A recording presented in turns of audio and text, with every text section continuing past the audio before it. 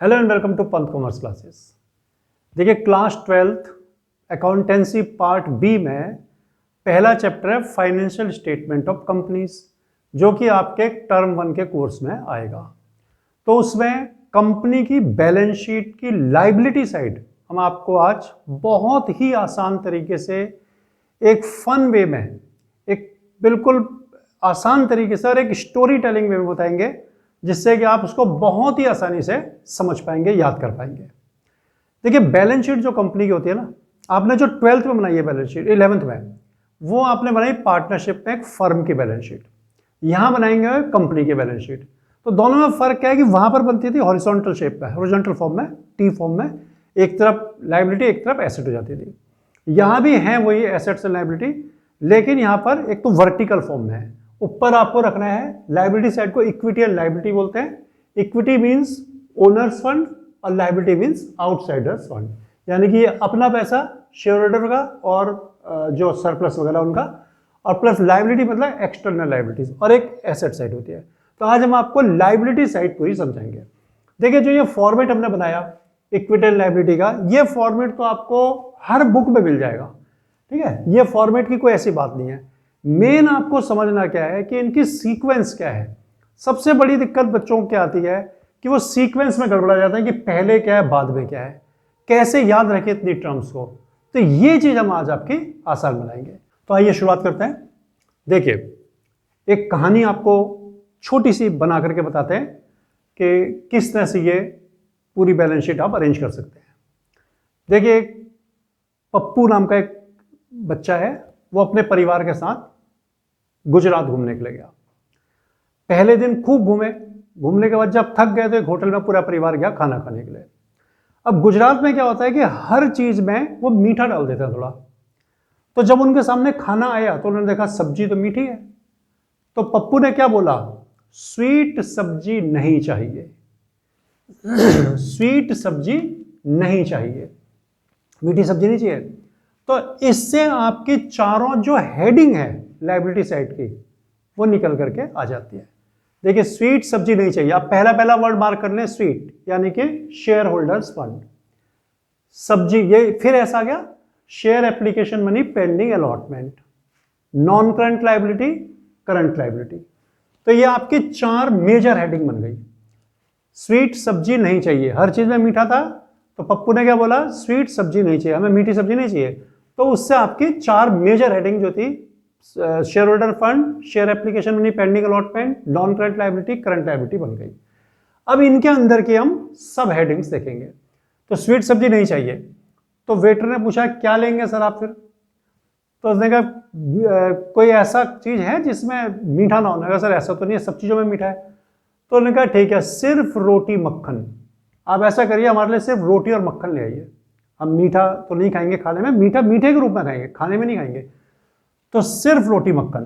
तो देखिए अब ये शेयर होल्डर फंड आ गया ना, इसके अंदर क्या है, ऐसे शेयर कैपिटल, जो पहला ऐसा है इस एस, ये तो गया शेयर होल्डर फंड, इसके नीचे आ गया शेयर कैपिटल।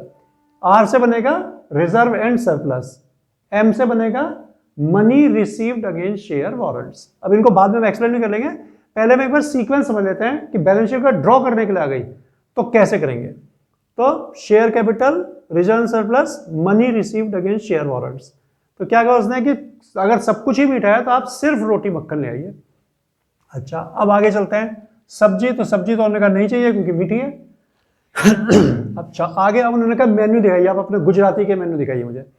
गुजराती के मेन्यू देखे तो उसमें उन्हें चाहे समझ आया नहीं आया, लेकिन नाम अच्छा लगा उनका, लोचो, दाल ढोकली और लस्सी। ये आप हमारे लिए ले आइए, लोचो, दाल ढोकली और लस्सी। क्या बना है इसे एल से, लॉन्ग टर्म लाइबिलिटीज या long term borrowings, long term borrowings, deferred tax liability net, other long term liabilities और लॉन्ग टर्म प्रोविजंस। ये आपके नॉन करंट लाइबिलिटी की सब हेडिंग्स आ गई। आगे बढ़िए, उसने कहा और बताइए, तो उसने ठीक है। आगे मेन्यू देखा उन्होंने, तो उसमें उन्हें एक इंटरेस्टिंग सी कुछ डिश दिखाई दी, सेव टमाटर नु साग। तो उन्होंने कहा ये भी ले आइए, सेव टमाटर नु साग और लास्ट में सौंफ, बस इसके आगे कुछ नहीं चाहिए। तो अब देखिए इनसे क्या बनता है, ऐसा है ना, इसमें करंट लायबिलिटी में सी से मतलब करंट लायबिलिटी है, तो इसके नीचे 4 सब हेडिंग है, सेब, टमाटर, नु, साग और सौंफ। तो पहले वाले ऐसे बना शॉर्ट टर्म बोरोइंग्स, यानी कि जो थोड़े समय के लिए, देखिए यहाँ लिखा भी होगा शॉर्ट टर्म बोरोइंग्स। ये तो आपको हर एक में मिल जाएगा, इनकी सीक्वेंस आपने याद करनी है कि 4 मेजर हेडिंग क्या, उनके अंदर सब हेडिंग क्या क्या आती हैं। तो short term borrowings, trade payables, other short term liabilities या अदर करंट लायबिलिटीज, और लास्ट में आपका आ जाएगा शॉर्ट टर्म प्रोविजंस। तो ये देखिए इस तरह से तो आप इसके सीक्वेंस याद कर सकते हैं। पूरी बैलेंस शीट की लायबिलिटी साइड आपने ड्रॉ कर दी। आपको पहला लेटर मालूम पड़ गया तो पढ़ा हुआ तो हर बच्चे ने होता है, बार बार पढ़ रहा है, बार बार पढ़ते हैं, लेकिन वो भूल जाते हैं। तो अगर इस तरह से याद दिला दिया जाए तो आसानी से हर एक बच्चा लिख सकता है। तो एक सीक्वेंस आपको याद आ जाएगी कि स्वीट सब्जी नहीं चाहिए, ये 4 मेजर हेडिंग हो गई, उसके बाद ये इसके अंदर सब हेडिंग बन गई। तो ये तो एक ड्रॉ करने का आसान सा तरीका हो गया कि बैलेंस शीट को आप लायबिलिटी साइड को ऐसे ड्रॉ कर सकते हैं। अब हम क्या करते हैं, इसकी कुछ टर्म्स को एक्सप्लेन करते हैं। लेकिन पहले मैं आपको बता दूं कि सीबीएसई ने जो अपना जो सिलेबस दिया था उसमें money received against share warrants ये आपके कोर्स में नहीं है, share application money pending allotment ये आपके कोर्स में नहीं है, उसके अलावा डेफर्ड टैक्स लायबिलिटी ये आपके कोर्स में नहीं है, अदर लॉन्ग टर्म लायबिलिटीज आपके कोर्स में नहीं है। तो ये जो क्रॉस कर दिया अपने लायबिलिटी साइड में 4 आइटम, ये आपके 12th क्लास के कोर्स में नहीं पूछे जाएंगे। ये नहीं है कि होते नहीं, बैलेंस शीट में तो होते हैं, एक्चुअल लाइफ में होते हैं कंपनी में, लेकिन क्लास 12 पे सीबीएसई इनको आपसे इवेल्युएट नहीं करवाएगी। तो आपको इसमें परेशान होने की जरूरत नहीं है कि money received against share warrants क्या है। अगर बैलेंस शीट ड्रॉ, वैसे तो इस बार तो बैलेंस शीट ड्रॉ करने को भी नहीं आएगी, लेकिन कुछ इस तरह से पूछ तो सकते हैं आपसे, तो आपको याद होना चाहिए ये।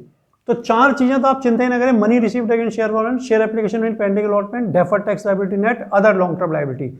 लायबिलिटी साइड में ये 4 चीजें आपकी कटी हुई है। तो अब जो बचता है उसमें पहला आता है शेयर कैपिटल। शेयर कैपिटल क्या होता है, देखिए शेयर कैपिटल क्या होता है, इसकी कुछ शेयर कैपिटल मतलब shares are the unit of capital of a company. किसी कंपनी के कैपिटल की यूनिट को शेयर बोलते हैं। इसको शो कैसे करते हैं, सबसे पहले होता है ऑथराइज शेयर कैपिटल, यानी कि maximum number of share A company can issue. ठीक है, मान लीजिए 10,000 शेयर आपके ऑथराइज कैपिटल है। उसके बाद फिर आप उसमें से जितना इशू करते हैं, कंपनी उसमें से इतना इशू कर देगी, वो होती है इशूड कैपिटल। मान लीजिए 8,000 इशू किया, वो हो गया इशूड कैपिटल।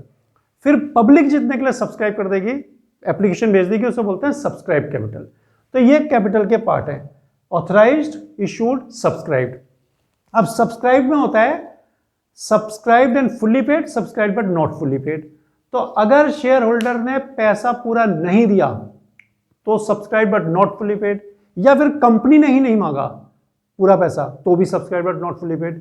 कंपनी ने पूरा पैसा मांग लिया, सबने दे दिया, तो subscribe but fully paid. Next आता है आपका रिजर्व सरप्लस। रिजर्व सरप्लस बहुत लंबा काम है, इसमें बहुत सारे आइटम होते हैं। इसको भी हम आपको, अगर आप कमेंट में बताना अगर आपको चाहिए, तो मैं इसको भी आपको ऐसे एक न्यूमिक बना करके एक फन वे में आपको समझा दूंगा बहुत आसानी से, जिसमें इसका हमने वैसे बना रखा है, चलो CSD सारे और सामान ले आओ, इस तरह से करके बना रखा है। तो वो मैं आप अगर कहोगे तो मैं आपको समझा दूंगा अच्छी तरह से एक बार। तो रिजर्व सरप्लस में वैसे क्या होता है, इसमें रिजर्व्स होते हैं, प्रॉफिट्स होते हैं, कैपिटल रिजर्व है, कैपिटल रिजर्व है, जो प्रॉफिट आपका अनडिस्ट्रीब्यूटेड होता है, ये सब चीजें आती है रिजर्व सरप्लस में। ये मैंने आपको बताई दी, आपके कोर्स में नहीं है, ठीक है, ये आपके कोर्स में नहीं है। अब इसमें आ गया long term borrowings. Long term borrowings वो बोरोइंग्स होती हैं which are to be paid after 12 month, मतलब जो 12 महीने के बाद देनी है आपने, जिनका पीरियड काफी लंबा है, जिसमें आपके बॉन्ड्स हो सकते हैं, डिबेंचर्स हो सकते हैं, इस तरह की चीज आती है। फिर आता है आपका डेफर्ड टैक्स लायबिलिटी, ये आपको बताई दिया, कोर्स में नहीं है आपके। उसके बाद आपका अदर लॉन्ग टर्म लायबिलिटी, ये भी कोर्स में नहीं है आपके। Long term provisions, long term provisions क्या होता है, देखिए जो कोर्स में नहीं उनकी तो बात करनी बेकार है, क्योंकि जब आपसे इवैल्यूएट नहीं कराएंगे तो अभी हम अपना क्यों दिमाग खराब करें इसमें। तो लॉन्ग टर्म प्रोविजंस यानी कि ऐसी लाइबिलिटीज के लिए किया हुआ प्रोविजन। प्रोविजन और रिजर्व्स दो चीजें होती हैं, देखिए शॉर्ट में बताता हूं। Provisions are created for non liabilities, non liabilities के लिए प्रोविजन बनते हैं, लेकिन यह ध्यान रखना है कि उन लाइबिलिटी को सब्सटेंशियल एक्यूरेसी के साथ हम डिसाइड नहीं कर सकते, अभी असेस नहीं कर सकते। अगर हम बिल्कुल सब्सटेंशियल एक्यूरेसी से डिसाइड कर लेंगे अभी, तो फिर तो वो आउटराइट लाइबिलिटी हो जाएगी, फिर प्रोविजन नहीं होगा। तो ऐसी लाइबिलिटी जो नोन तो है पता तो है हमें कि हमें फ्यूचर में पे करनी है, लेकिन कितनी पे करनी है सब्सटेंशियल एक्यूरेसी से मालूम नहीं है, लगभग मालूम है कि इतना देना पड़ेगा। तो ऐसी चीज के लिए बनता है प्रोविजन। और जो आप वैसे ही बना रहे हैं रैंडम बेसिस पे कि चलो बना लेते हैं, कभी भी दिक्कत आएगी तो यहां से कवर कर लेंगे, उसको बोलते हैं रिजर्व्स।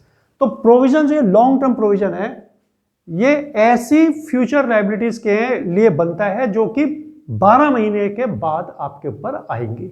तो उनके लिए जो आप प्रोविजन करेंगे उनको बोलते हैं long term provisions. Current liability में आता है शॉर्ट टर्म बोरोइंग्स।